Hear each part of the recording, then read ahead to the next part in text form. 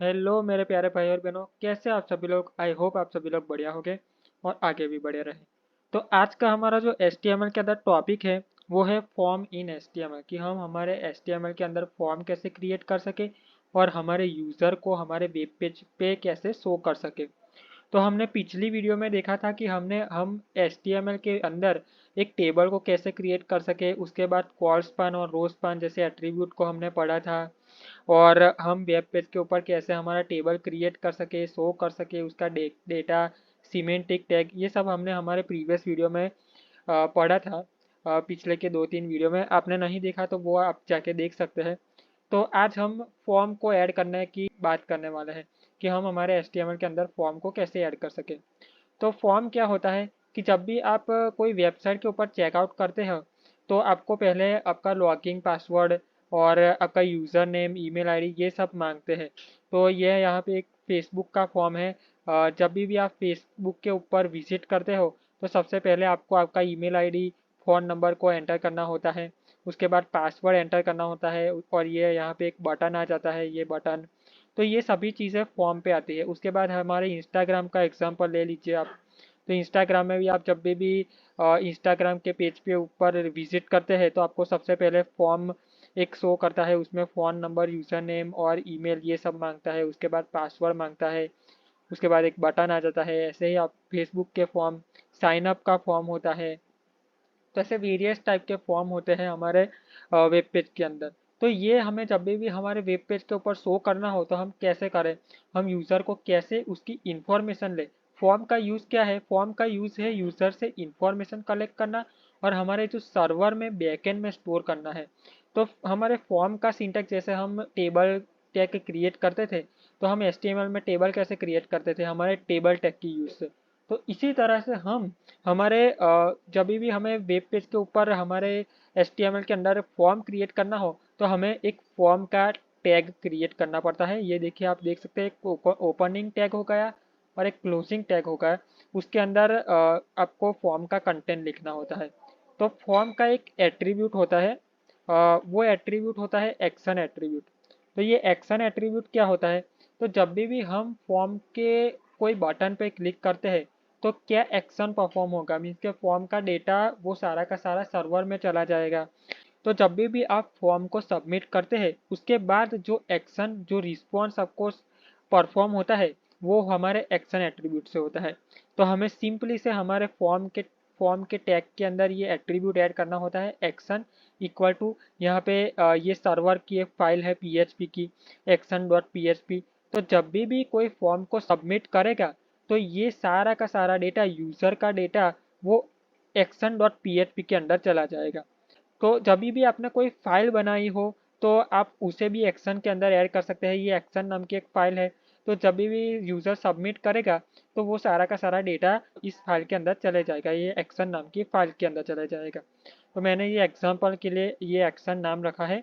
हम जब भी बैकएंड का पढ़ेंगे तभी हम ये डिटेल में समझेंगे कि ये एक्शन आखिर परफॉर्म कैसे होगा और ये वर्क कैसे करेगा।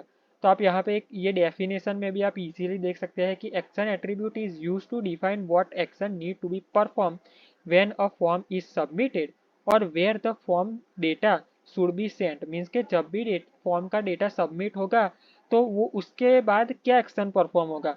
तो वो सारा का सारा सारे की सारी चीज़ ये एक्शन एट्रीब्यूट के अंदर आ जाती है। तो हम हमारा फॉर्म का एग्जांपल देखने के लिए हम यहाँ पे फेसबुक की वेबसाइट के ऊपर आ गए हैं। तो आप ये देख सकते हैं, ये इनपुट बॉक्स जो अभी हम पढ़ने वाले हैं। तो जब भी मैं कोई यहाँ पे कुछ टाइप करूँगा तो यहाँ एक डेटा टाइप हो जाएगा। उसके बाद ये एक पासवर्ड होगा। इनपुट की काफ़ी सारी वेराइटी होती है। इनपुट का पासवर्ड आप सेट कर सकते हैं इनपुट टैग के अंदर। टैग के अंदर आप पासवर्ड सेट कर सकते हैं, आप टेक्स्ट सेट कर सकते हैं, आप date and time, colour picker, ये हम हमारे नेक्स्ट वीडियो में देखने वाले हैं कि इनपुट के कौन कौन से टाइप होते हैं। तो यहाँ पे आप देख सकते हैं ये पासवर्ड में ऐसे डॉट डॉट कैसे ला सकते हैं हम। ये सब कुछ हमारे फॉर्म की मदद से होता है। तो जब भी हमें कोई हमारे वेब पेज के अंदर लॉगिंग फॉर्म क्रिएट करना हो या तो फिर कोई एक ऐसा फॉर्म क्रिएट करना हो जिसकी मदद से हमें यूज़र से कोई इन्फॉर्मेशन लेनी हो, तो ये सभी चीज़ें हमारे फॉर्म एट्रीब्यूट की मदद से। तो चलिए हम इनपुट टैग के बारे में समझते हैं। हमारा जो फॉर्म का पहला एलिमेंट होता है वो है इनपुट एलिमेंट।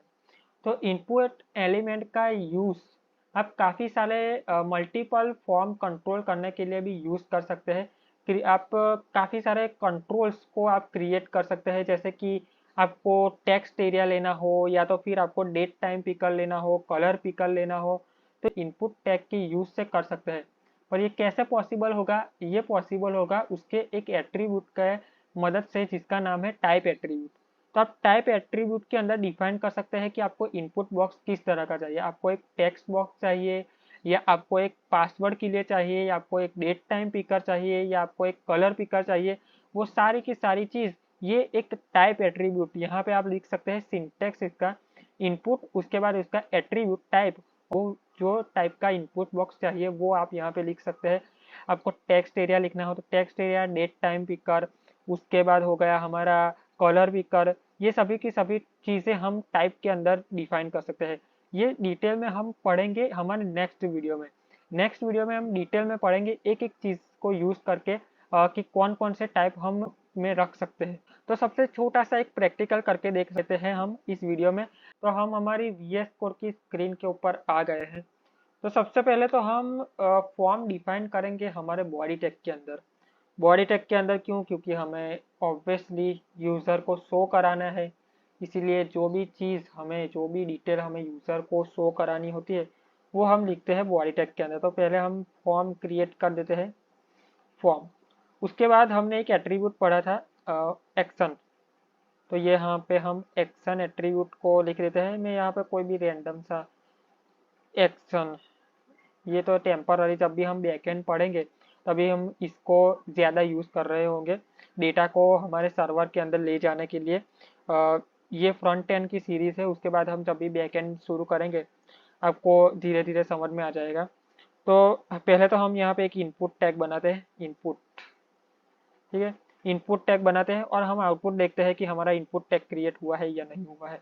तो मैं यहाँ पे गो लाइव पर क्लिक करूँगा तो हमारा आउटपुट शो हो जाएगा। आप हमारी सीरीज़ को फॉलो करते होंगे तो आपको पता होगा कि हमने एक एक्सटेंशन डाउनलोड करके रखा है। आप चाहे तो आपने जहाँ पे फाइल सेव की हो वहाँ राइट क्लिक करके भी कर सकते हैं, और मैं ये प्रेफर करता हूँ।